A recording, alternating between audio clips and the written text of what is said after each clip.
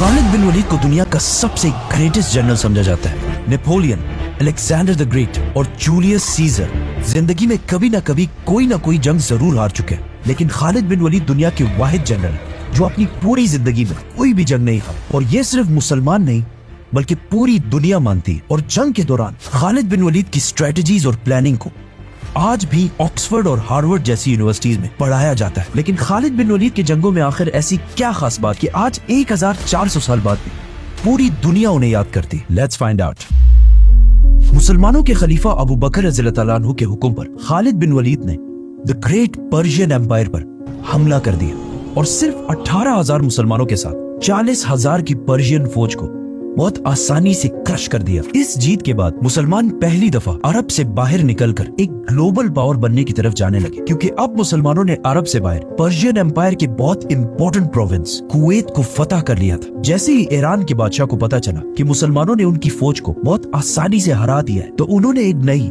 40,000 की फौज खालिद बिन वलीद की तरफ रवाना की। लेकिन खालिद बिन वलीद ने कुवैत फतह करते ही डायरेक्टली अपने स्पाइस जासूसों को पूरे इलाके में फैला दिया था, ताकि हर खतरे का उन्हें पहले से पता चल जाए। ये स्पाइस हर तरफ फैल गए और बहुत दूर जाकर उन्होंने देखा कि पर्शियन एम्पायर की 40,000 की फौज बहुत तेजी से मुसलमानों की तरफ बढ़ रही है।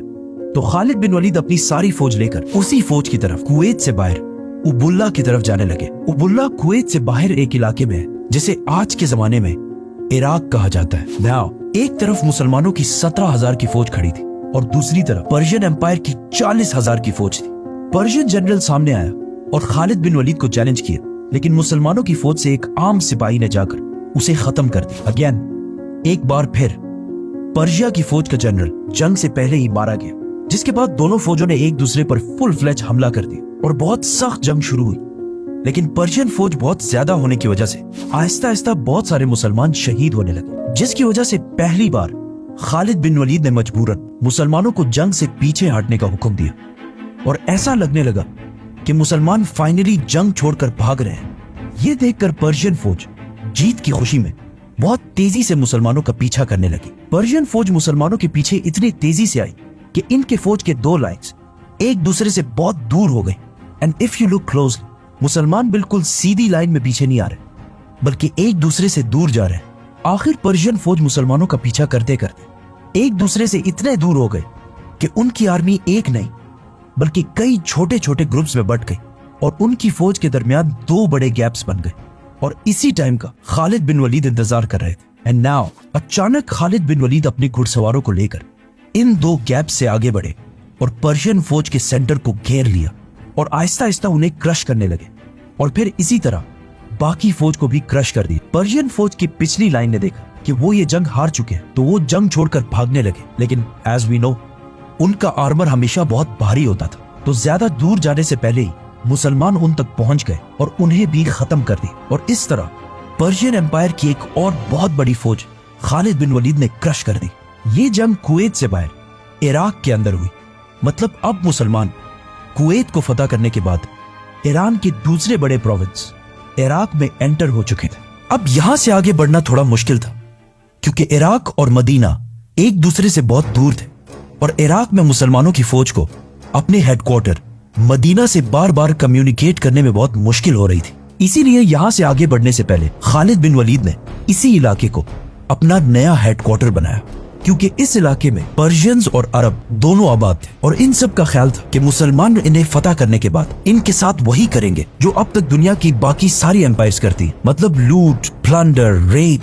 लेकिन खालिद बिन वलीद ने अबू बकर रज़ियल्लाहु तआला अन्हु के हुक्म पर इस इलाके की सारी प्रॉपर्टीज उन्हीं लोगों को वापस कर दी और किसी से भी जबरदस्ती कोई भी चीज नहीं छीनी। और बहुत तेजी से इस इलाके में बहुत सारी अदालतें, कोर्ट्स बनाए और इन कोर्ट्स में जजेस बड़े बड़े सहाबा को बनाए, जिसकी वजह से बहुत तेजी से इस इलाके में पहली बार जस्टिस, इंसाफ कायम होने लगा। इसके बाद खालिद बिन वलीद उनके मार्केट्स और बिजनेस की तरफ आए और सबसे कहा कि बिजनेस उसी तरह जारी रखो जिस तरह इससे पहले था।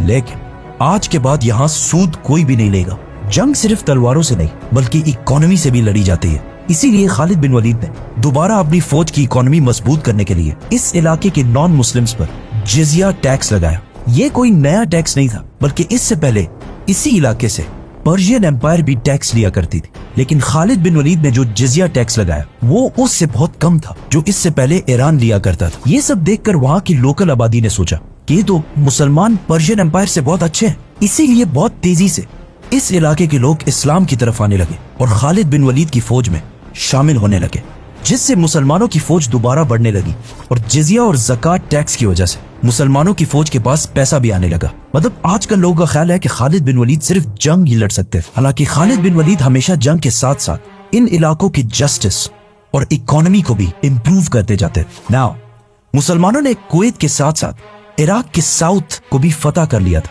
जो पर्शियन एम्पायर के लिए दूसरा बहुत बड़ा झटका था। जब पर्शियन बादशाह को एक बार फिर खबर मिली कि उनकी एक और फौज मुसलमानों से बुरी तरह हार चुकी है, तो उन्होंने दोबारा अपनी एम्पायर के नॉर्थ और ईस्ट से 2 नई फौजें मुसलमानों की तरफ रवाना की और उन्हें इस जगह वलाजा में एक साथ मिलकर मुसलमानों को खत्म करने का हुक्म दिया। बट पर्शियन बादशाह हर तरफ से फौज जमा कर रहे हैं सिवाय अपने वेस्टर्न बॉर्डर से, क्योंकि ये बॉर्डर रोमन एम्पायर के साथ टकराता था और ईरान के बादशाह को यह टेंशन भी थी कि कहीं रोमन एम्पायर इस सब का फायदा उठाकर पर्शियन एम्पायर पर हमला ना कर दे। लेकिन रोमन एम्पायर ने कभी भी हमला नहीं किया, क्योंकि कुछ ही अरसे बाद मुसलमानों ने रोमन एम्पायर पर भी हमला कर दिया, जिसे हम इसी स्टोरी में एक्सप्लेन करेंगे। तो सब्सक्राइब। खालिद बिन वलीद ने जिन इलाकों को फतह किया उनमें से बहुत सारे लोगों ने इस्लाम कबूल कर लिया और अब वो सारे लोग मुसलमानों के लिए स्पाइज और जासूस बन चुके थे, जिसकी वजह से मुसलमानों की इंटेलिजेंस एजेंसी और भी ज्यादा स्ट्रॉन्ग होने लगी, क्योंकि ये नए मुसलमान ईरान को अरबों से बहुत ज्यादा अच्छी तरह समझते थे, जिसकी वजह से खालिद बिन वलीद तक ये खबर बहुत तेजी से पहुंची कि 2 बहुत बड़ी फौजें उनकी तरफ तेजी से बढ़ रही हैं। और खालिद बिन वलीद को इस बात का पता था कि अगर ये 2 फौजें एक जगह पर यूनाइट हो गई तो इन्हें हराना इम्पॉसिबल हो जाएगा। तो मुसलमानों ने इस सब को रोकने के लिए प्लानिंग शुरू कर दी।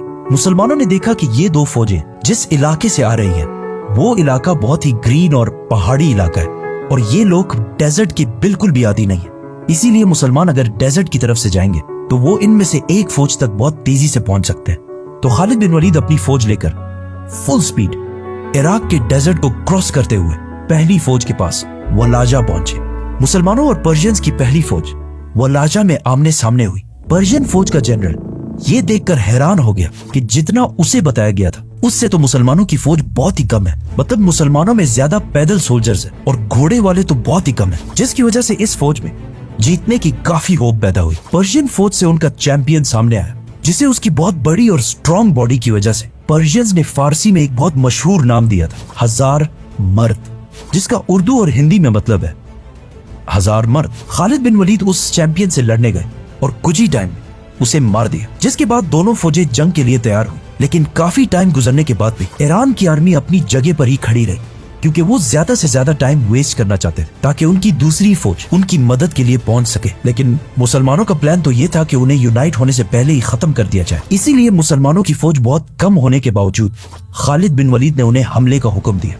मुसलमानों और पर्शियंस की एक बार फिर बहुत सख्त लड़ाई शुरू हुई और बहुत टाइम गुजरने के बाद भी बिल्कुल समझ नहीं आ रही थी कि कौन जंग जीत रहा है। लेकिन अचानक पर्शियन जनरल ने अपनी फौज के लाइंस को बदला और नए फ्रेश लोगों को सामने कर दिया। अब इनसे दोबारा लड़ने की मुसलमानों के पास बिल्कुल ताकत नहीं थी, जिसकी वजह से दोबारा बहुत सारे मुसलमान आहिस्ता आहिस्ता शहीद होने लगे। और ये सब देखकर आखिर खालिद बिन वलीद ने मुसलमानों को पीछे हटने का हुक्म दिया, जिससे मुसलमान अगेन जंग से आहिस्ता आहिस्ता पीछे हटने लगे। लेकिन आखिर इतना पीछे चले गए कि ये फौज बिल्कुल पहाड़ तक पहुंच गई, जहां से और पीछे जाना इम्पॉसिबल था। और आखिर ईरान की पूरी फौज ने मुसलमानों पर हमला कर दिया। लेकिन अगर आप गौर से इसे देखें तो मुसलमान अगेन एक स्ट्रेट लाइन में पीछे नहीं हट रहे, बल्कि सिर्फ मुसलमानों का सेंटर पीछे हट रहा है और मुसलमानों की लेफ्ट और राइट बिल्कुल मजबूती से अपनी जगह पर खड़े हैं, जिससे आहिस्ता आहिस्ता इस जंग में एक गोल सर्कल बन रहा है, जिसका अब तक पर्शियंस को बिल्कुल भी अंदाजा नहीं था। जैसे ही सर्कल कंप्लीट होने लगा